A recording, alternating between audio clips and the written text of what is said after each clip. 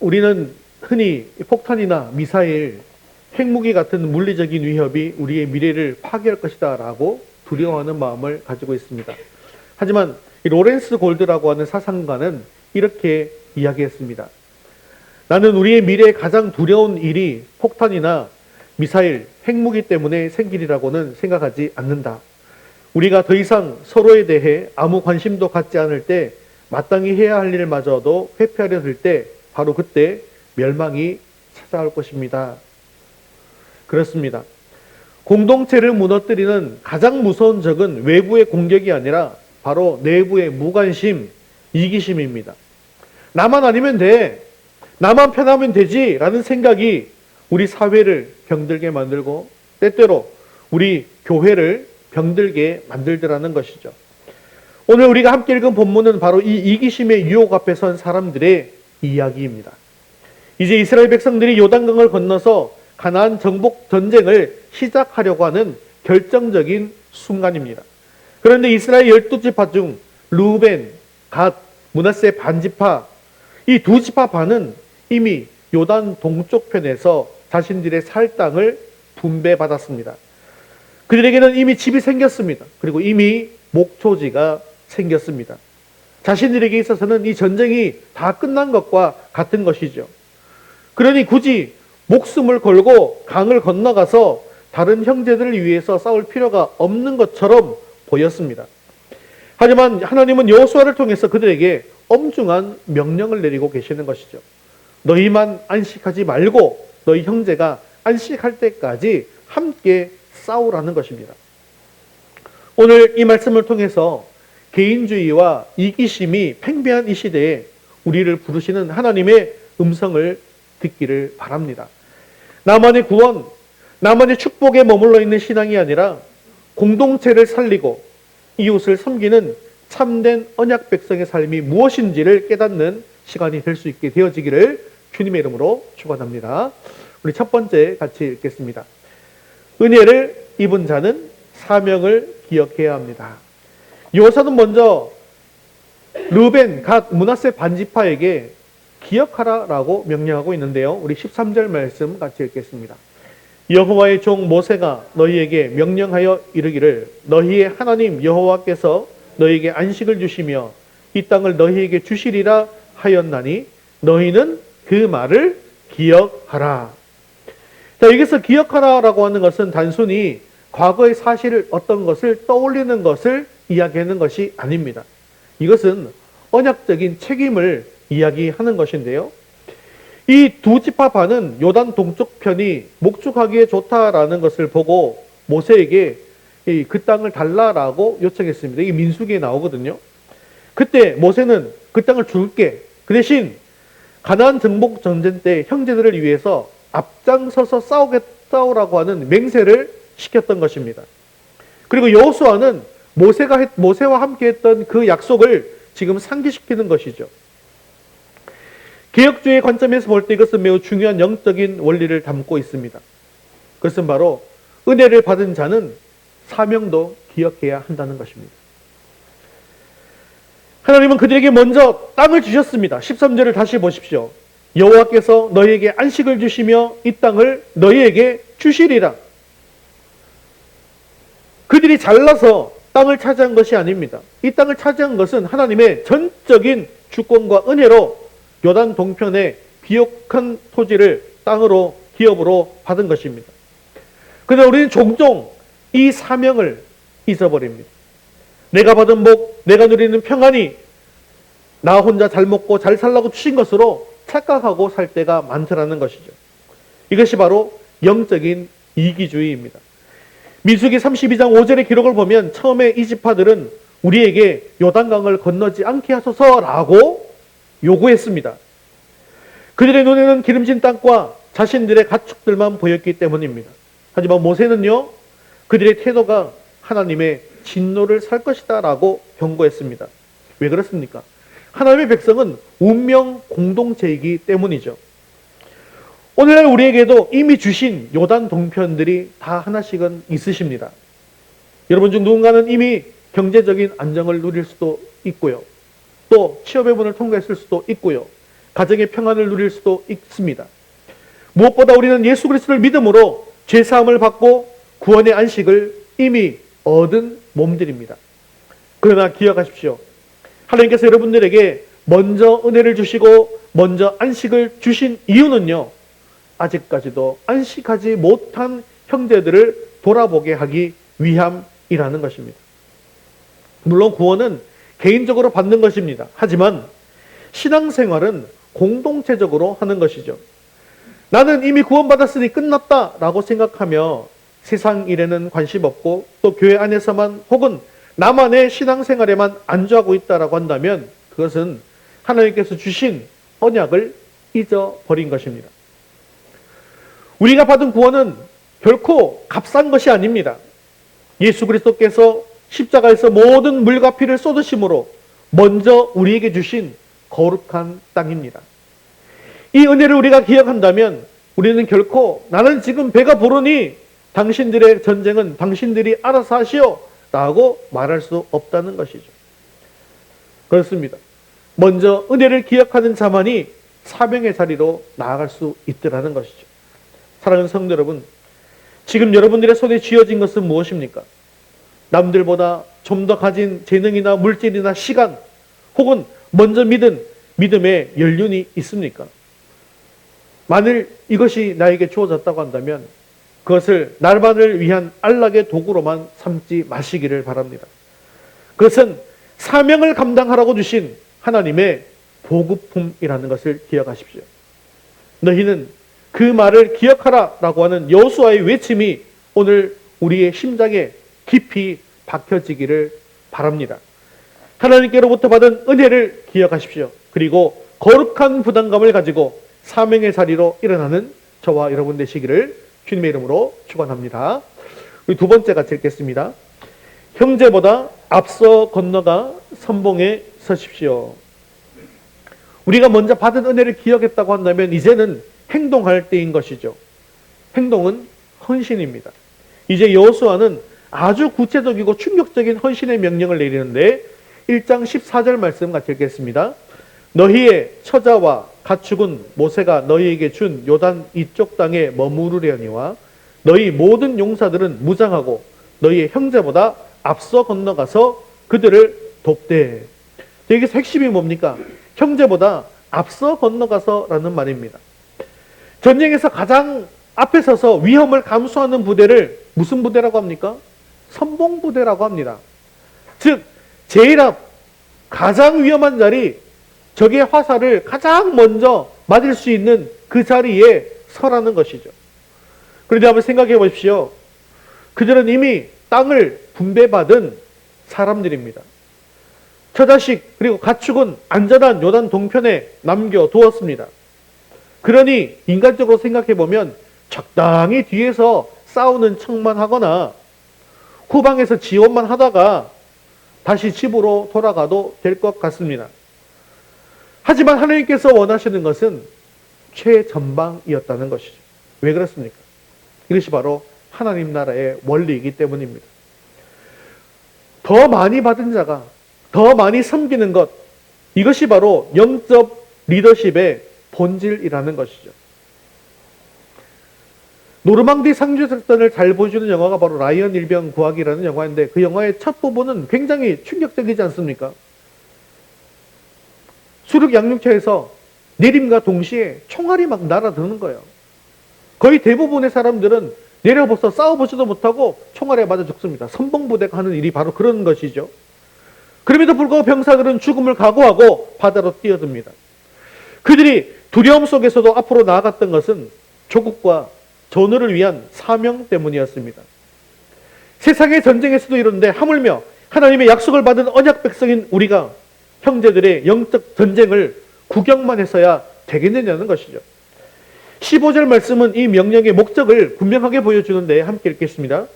여호와께서 너희를 안식하게 하신 것 같이 너희의 형제도 안식하며 그들도 너희 하나님 여호와께서 주시는 그 땅을 차지하기까지 하라.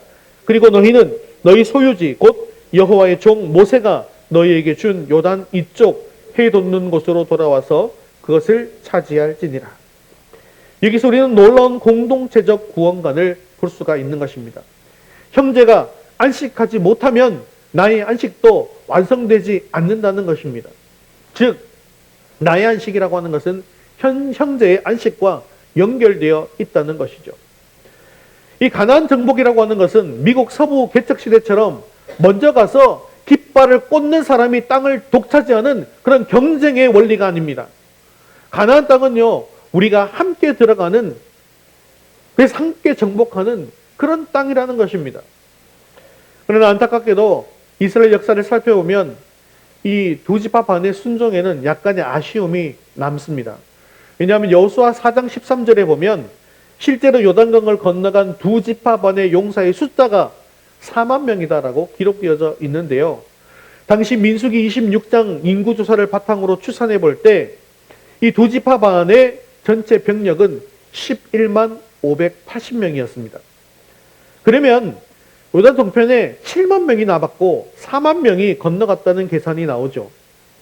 물론 모든 병사가 다 갈 수는 없습니다. 왜냐하면 요단 동편도 지켜야 하잖아요. 그러니까 거기를 또 지킬 군사들도 필요할 것입니다. 하지만 3분의 2가 남았다고 하는 것은 여전히 나는 여기서 안주하겠다라는 마음을 가진 사람들이 많이 있었다는 것을 보여주는 것이죠. 그래서 이 부분적인 순종은 언제나 아쉬움을 남깁니다. 왜 그렇습니까? 하나님께서는 온전한 헌신을 원하시기 때문이죠. 우리 예수님을 한번 생각해 보실까요? 예수님은 하나님과 동등됨을 취할 것으로 여기지 아니하시고 하늘의 모든 영광을 다 버리시고 이 땅에 오셨습니다.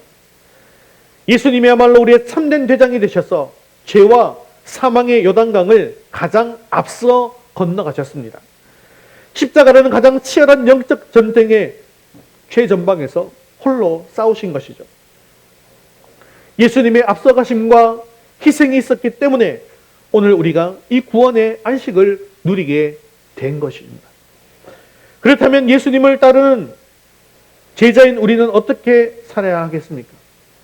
교회에서, 가정에서, 학교에서, 직장에서 굳은 일은 나는 피하고 영광받고 편안한 일만 찾고 있어서야 되겠느냐라는 거예요.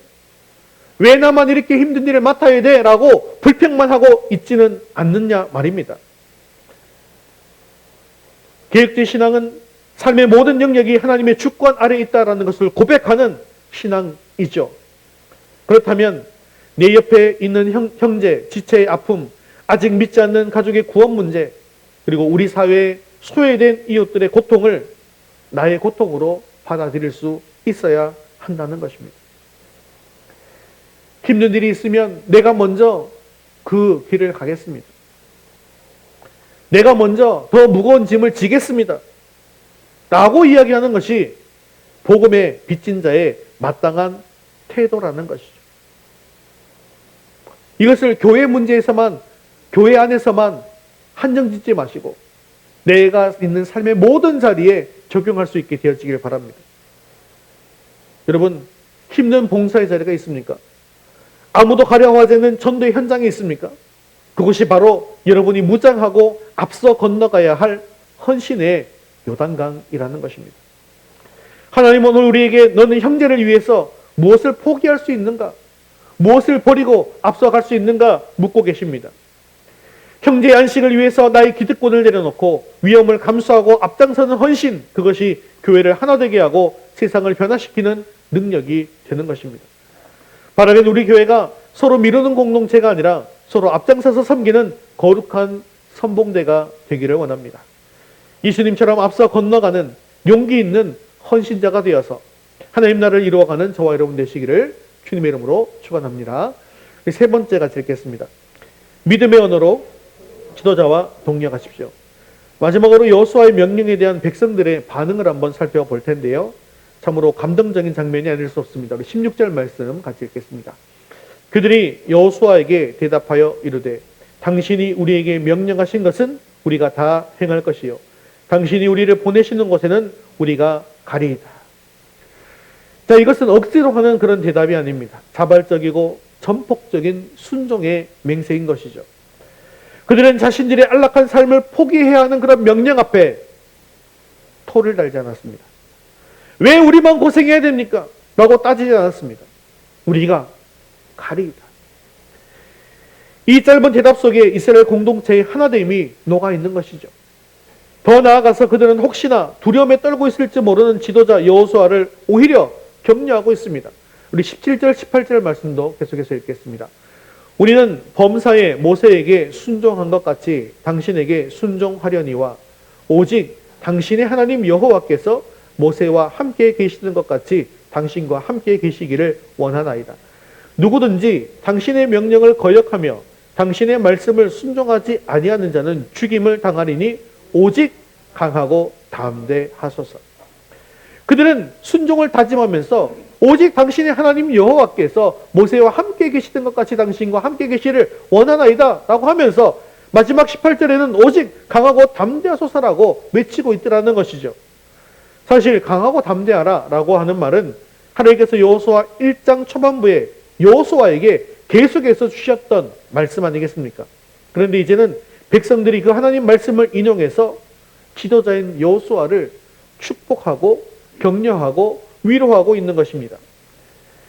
그런데 이것이 바로 성도의 교제이고 아름다운 동력의 모습이라는 것입니다. 교회는 결코 혼자서 일하는 곳이 아닙니다. 목회자 혼자 끌고 가는 것도 아니고 몇몇의 중직자만이 일하는 것도 아닙니다. 앞에서 말씀이 선포되어질 때 온 회중이 아멘, 우리가 순종하겠습니다 라고 화답하며 서로를 향해서 강하고 담대하소서라고 축복하고 격려할 때 하나님의 놀라운 역사가 일어나게 되는 것입니다.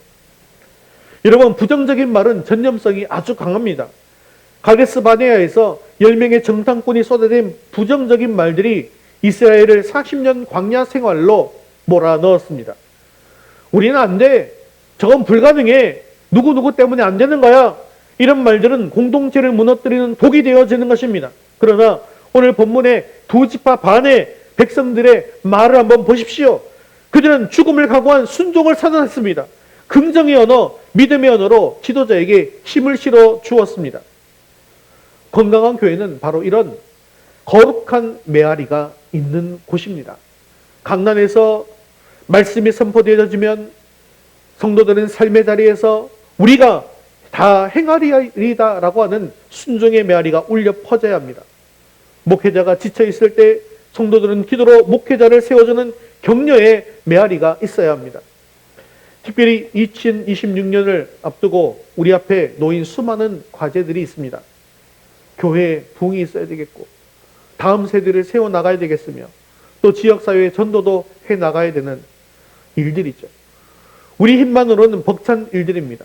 그러나 우리가 하나님의 약속을 신뢰하고 서로가 서로에게 하나님이 당신과 함께 하십니다. 제가 함께 하겠습니다 라고 말하고 연합한다고 한다면 어떤 요단강도 갈라질 것이고 어떤 여리고 성도 여리고 성도 무너질 줄로 믿습니다.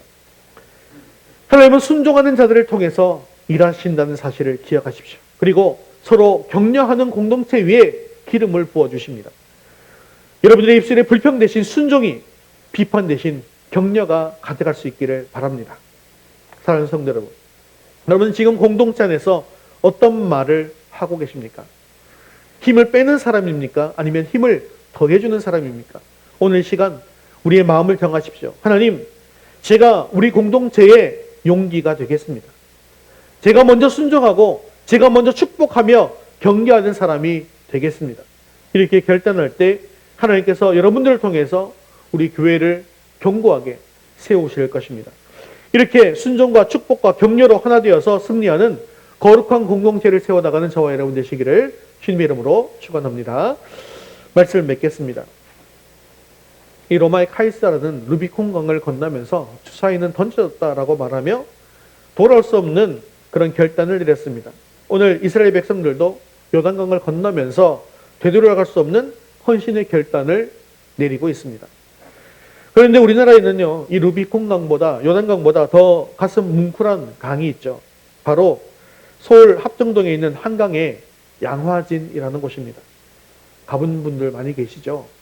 그곳에는 조선 땅에 복음을 전하기 위해서 자신의 고향, 자신의 안락한 삶을 또 자신들이 누릴 수 있었던 이 요단 동편의 모든 기득권을 포기하고 이 땅에 와서 묻힌 선교사님들이 계신 곳입니다.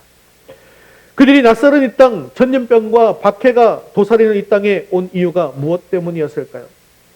그들이 이 땅에 온 것은 조선의 영혼들이 안식하기 전에는 나도 안식할 수 없다라고 하는 거룩한 부담감이 있었기 때문입니다. 그들이 헌신해서 앞장서서 요단강을 건너와서 피를 흘려 주었기에 오늘 우리가 복음을 듣고 구원의 안식을 누리게 된 것이죠. 그리고 이제 그 바통이 우리에게 넘어온 것입니다. 2026년 여전히 우리 주변에는 안식하지 못하는 수많은 형제, 자매들이 있습니다.